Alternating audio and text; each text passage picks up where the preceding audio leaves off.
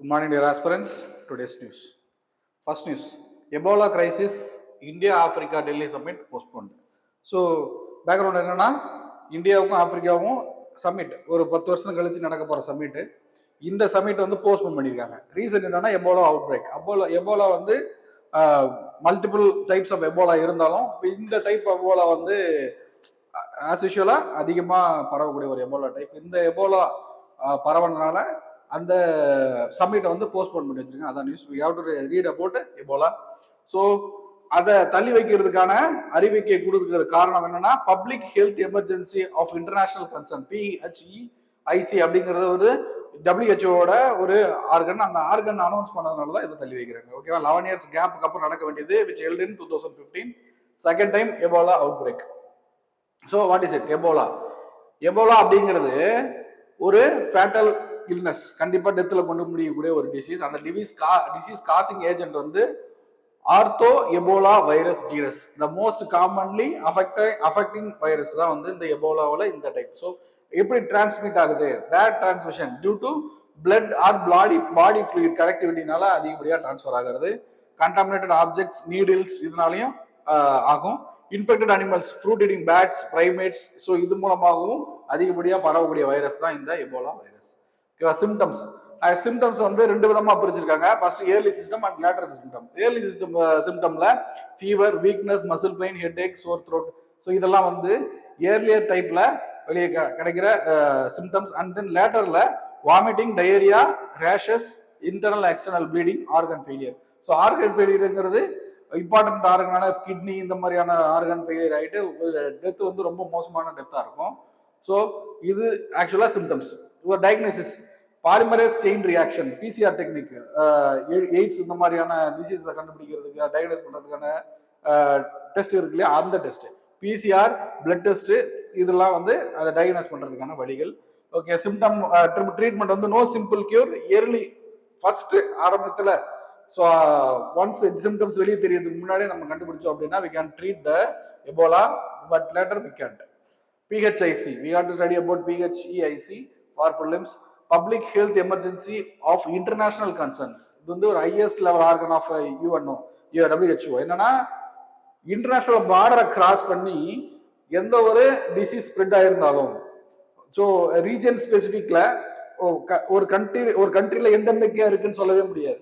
Spread வந்து ரொம்ப வைடா இருக்கு அப்படின்னா இந்த ஆர்கன் WHO இந்த ஆர்கன் தான் வந்து இன்டர்நேஷனல் லெவல்ல ஒரு த்ரெட் அப்படின்னு சொல்லி அறிவிக்கும். ஓகேவா? ஸோ ஒன்ஸ் இது அறிவிச்சிருச்சு அப்படின்னா ஸோ வேர்ல்ட் நேஷன்ஸ் வந்து அந்த சிச்சுவேஷனை ஃபேஸ் பண்ண ரெடி ஆயிடணும். ஓகேவா? Next, supreme court provides clarity on holding sedition trials. Sedition ஒரு கவர்மெண்ட், அதாவது எந்த கவர்மெண்ட் ரூல் பண்ணியிருக்கோ அந்த கவர்மெண்ட்டுக்கு எதிர்ப்பு பேசுறது அந்த செடிஷன். ஸோ ஆக்சுவலா இது கலோனியல் எரால இருந்து இந்த செடிஷன் கேஸ் வந்து எல்லார் மேலேயும் போட்டுக்கிட்டு ரொம்ப எப்படி சொல்றதுன்னா இது இந்த சிச்சுவேஷனுக்கு அது வந்து தேவையில்லை. இந்த 1800s ஃப்ரேம் பண்ணதான் அந்த செடிஷன் கேஸ் நம்ம ஃபாலோ பண்ணிட்டு வந்துட்டு இருக்கோம். இந்த சிச்சுவேஷனுக்கு தேவையில்லாம அதை அதிகப்படியாக இம்போஸ் பண்ணிட்டு இருக்கிற சிச்சுவேஷன் வந்துச்சு. அதனால என்ன பண்ணாங்க, 2022ல இந்த செடிஷன் கேஸ் எல்லாத்துக்குமே ஸ்டாப் பண்ணிட்டாங்க ட்ரையலை. இப்போ என்ன சொல்றாங்கன்னா, the petitioner person, if the person has no objection, carry on this trial. இப்போ இது வரைக்கும் ஃபாலோ பண்ண ட்ரையலை கண்டினியூ பண்ணலாம் அப்படின்னு சொல்லி, அப்ஜெக்ஷன் இல்லை அப்படின்னு சொல்லி அந்த பர்சன் சொல்லிட்டாங்கன்னா we can continue the trial அப்படின்னு சொல்லி சொல்றாங்க. ஓகேவா? செக்ஷன் வந்து section 124A of IPC. All sedition எந்த அந்த டேட்ல ட்ரையலை ஸ்டாப் பண்ணி வச்சிருந்தாங்க இல்லையா, May 11, 2022. பிரசன்ட் கேஸ் வந்து பெட்டிஷன் ஃபைல் பண்ணுவாங்க. 17 இயர்ஸா உள்ள இருக்காங்க. இந்த கேஸ் வந்து நடந்துட்டு இருக்குள்ளே 2020ல பிளாக் பண்ணிட்டாங்க. அதுக்கு மேலே நடத்த விரும்பல.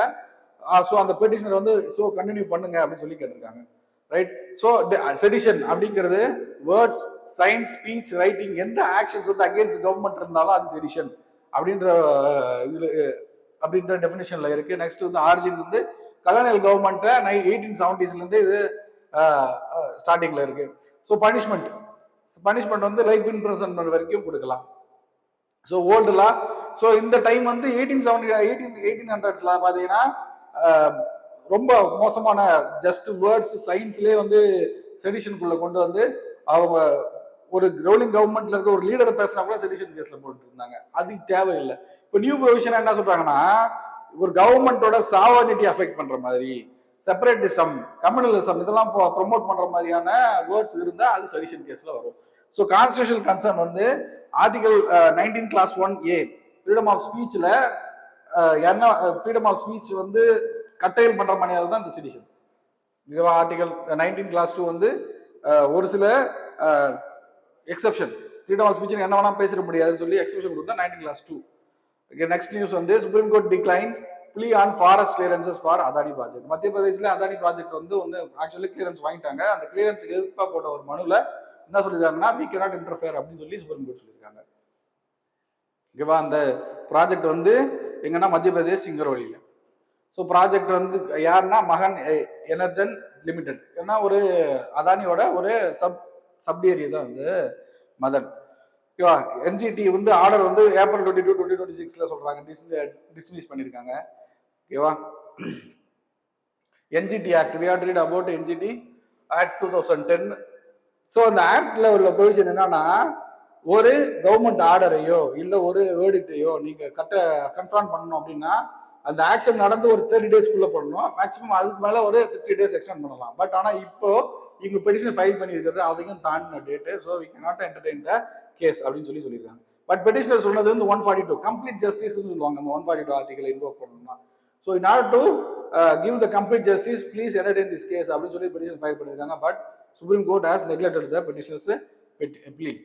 So National Green Tribunal created under NGT Act 2010.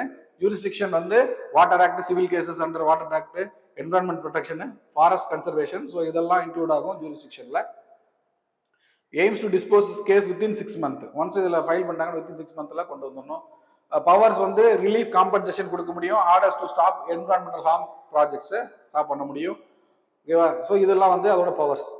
Next news, CJI cockroach Janata party X handle withheld the founders starts new account. So issue என்னன்னா, ஒரு சுப்ரீம் கோர்ட் ஜட்ஜ் சூரியகாந்த் என்ன சொல்லிடுறாரு, unemployed citizens who are actively participating in RTI and social activist வந்து ஒரு cockroach அப்படின்னு சொல்லிட்டாரு.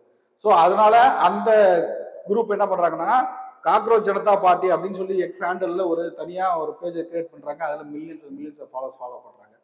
So ஒரு IT, இந்த இன்ஃபர்மேஷன் டெக்னாலஜி, இந்த சோசியல் மீடியால ஒரு ரெவல்யூஷன், ஒரு பொலிட்டிக்கல் தாட்டோட இருக்கிற ஒரு மில்லியன்ஸ் ஆஃப் மெம்பர்ஸ் ஜாயின் ஆயிருக்காங்க. So what are all the constitutional provision safeguarding them from banning, இது எல்லாத்தையும் நம்ம பார்க்கணும்.